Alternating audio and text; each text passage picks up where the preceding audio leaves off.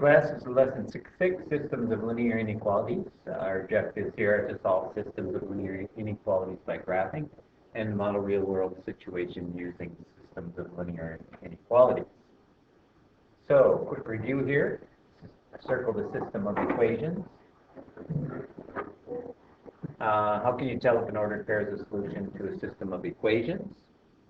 Because it is a solution for both equations.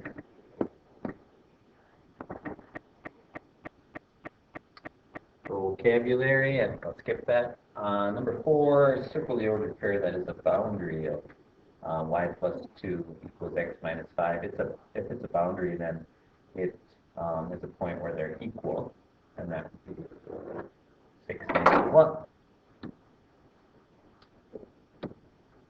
All right, so what is the graph of the system? Y is greater than or equal to 2x minus 1, and x plus y is less than 2. To be a solution of the system, it has to be a solution of both equations. So what we can do is we can graph both inequalities. We can graph both inequalities and look for the common area. All right, to do that, let's go ahead and graph y is greater than or equal to 2x minus 1. That's in slope-intercept form, so the slope is 2, the y-intercept is -1. And as you probably learned from the last lesson, whenever it's greater than, we're going to shade above it. When it's less than, we're going to shade below, when they're written in slope-intercept form. So -1 is a point right there. A slope of 2 means that every time I go over 1, I'm 2 higher, which will be there, there, there, and so on. So that's what that looks like.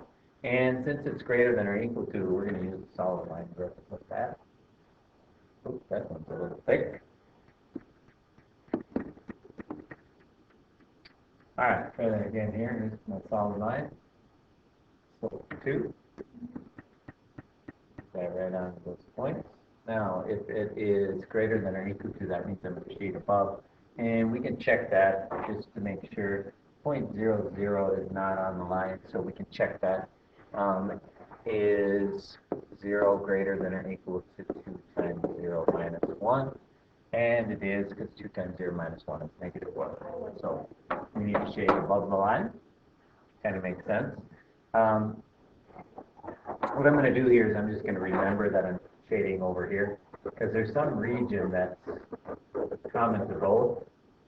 So for that one, I want to shade up there. Now the other equation, x plus y equals 2, that boundary line, x plus y equals 2, the x-intercept is 2.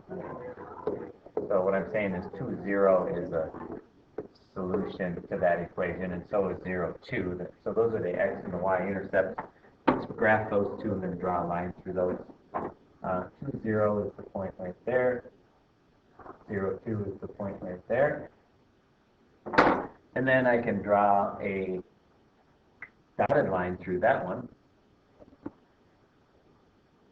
So that looks like this.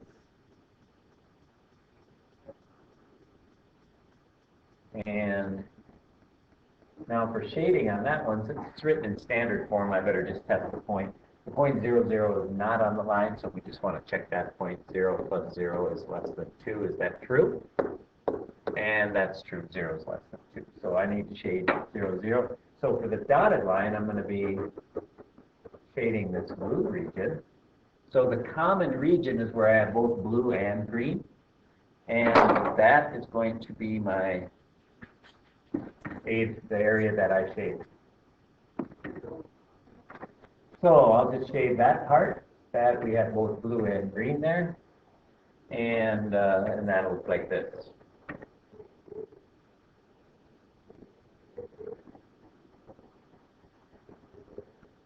And if you want to do one last double check, make sure that a point in there is a solution to both. You can just pick a random point, like maybe this one, -8, 0. So if I put that in the first equation, I get 0 is greater than or equal to 2 times -8 minus minus 1, which of course that is because 0 is greater than or equal to negative 17. And in the other point, we would have negative 8 plus 0 is less than 2, which is true also. All right, so that's kind of what it looks like when you're graphing a system of inequalities. Go ahead and follow the directions here and check back for the answers, and I'll put on my graph so you can check that.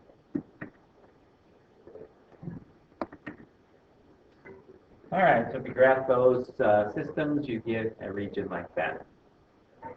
And again, you can go and check one of those points, like this point right there is 10, 10. Make sure 10, 10 works in both of your original equations. So 10 is greater than or equal to negative 10 plus 5.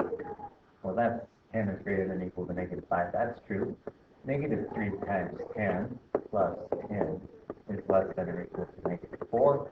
That's negative 20 less than or equal to negative 4. That's also true. So it looks like we got the right region, as long as the rest of the graphs are correct. All right. What system of inequalities is represented by the graph? Okay, let's look at a couple things here. Look at the boundary lines and whether they're dotted or dashed, and that'll help us determine. And also, if we write these in slope-intercept form, when you shade above the line, that's greater than. When you shade below the line, that's less than. So a couple of things here. Both of these have a y-intercept of, it looks like negative 2. And then we can just get the slope. This one has a slope of 1. So that's just y equals x plus 2 for the boundary line. And then it seems like the area is shaded above that line. So I'm saying kind of this way, above. So that would be a greater than. It's a solid line, which makes it a greater than or equal to. So solid makes it y is greater than or equal to x plus 2. The second boundary line, again, the y-intercept is 2. And in this one, it looks like the slope is 1/3, going up 1 for every 3 we go across. So we're going to graph, we're going to say that boundary line is y equals 1/3 x plus 2. And that one's shaded below the line. So that's a less than. And it's a dotted line, so we're going to just leave that as less than 1/3 x plus 2. All right, so our system of inequalities for this one is y is greater than or equal to x plus 2, and y is less than 1/3 x plus 2. All right, go ahead, you try it. Look at the information you have, and you can check back for the answer.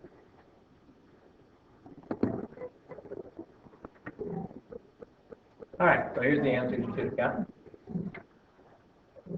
If you didn't understand how to get those, or you did something wrong, you can just make a note of that and ask me about it tomorrow. All right, so we're going to use the system of inequalities to solve this problem. A dog walker earns $15 per hour. She also earns $12 per hour for babysitting.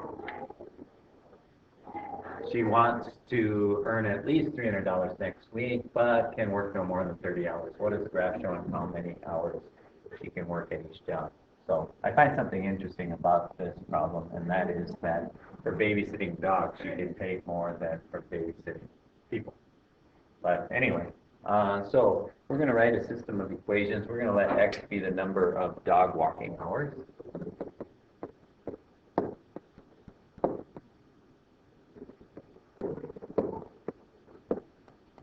And we're going to let y equal the number of hours babysitting.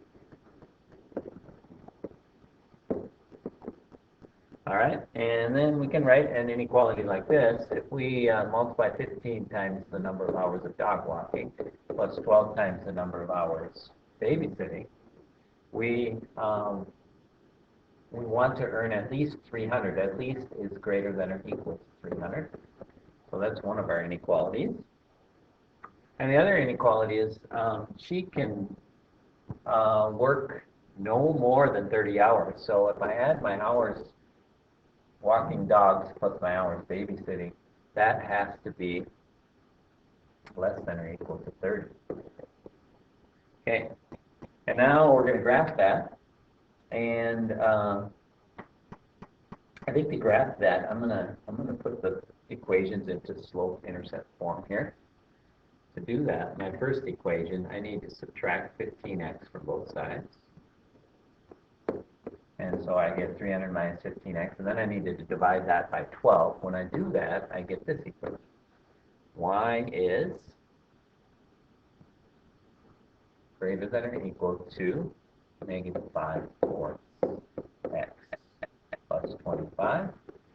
And my other equation, that one's a little easier. Just subtract x from both sides, and we get y is less than or equal to 30 minus x. All right.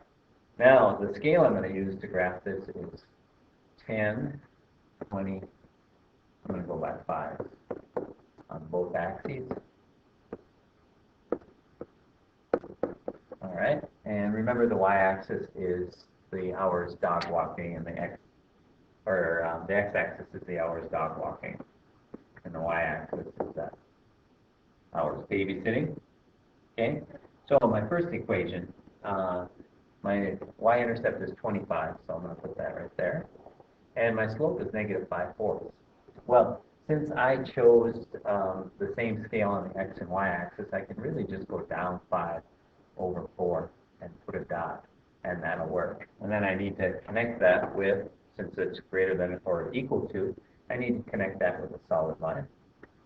So just draw the line right there. And I'm going to stop at 0 because any negative values really don't make sense here.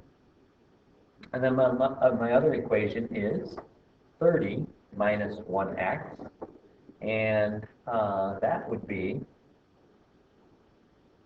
y-intercept of 30 is right there. And the slope of negative 1, that's the same as negative 5/5. So we're going to draw in a line there. And that one needs to be a solid line also. That'll look like dropping 1 or 5 every time I go down 5, I go over 5. So that looks like that. Now, the first equation was greater than, which means above. So above this line. And my second was less than or equal to, so that means below that line. So the region that I need shaded is between those two lines. So any number of hours, combined hours of each in that shaded region, will give me the amount of, give her the amount of money she needs and the number of hours she wants to work. So, all right, go ahead and try the next problem on your own, and check back with the answers.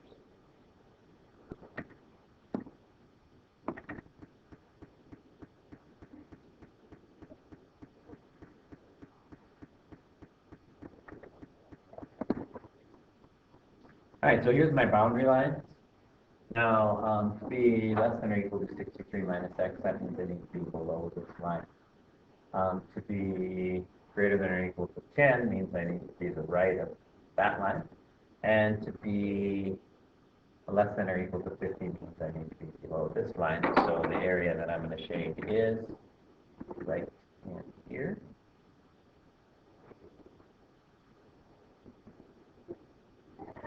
And then some possible answers are, and just to check the perimeters, make sure they're all okay, we'll just put that down here. If the width is 30 and the length is 20, then the perimeter is 100. And if the width is 50 and length is 10, perimeter is 120. If the width is 20, length is 40, then the perimeter is 120. All of those are less than 126, so they're all good.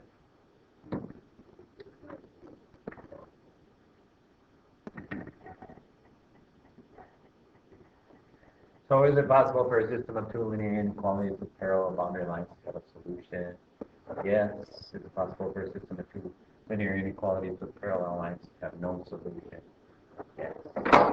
All right, that's it. Let's see tomorrow.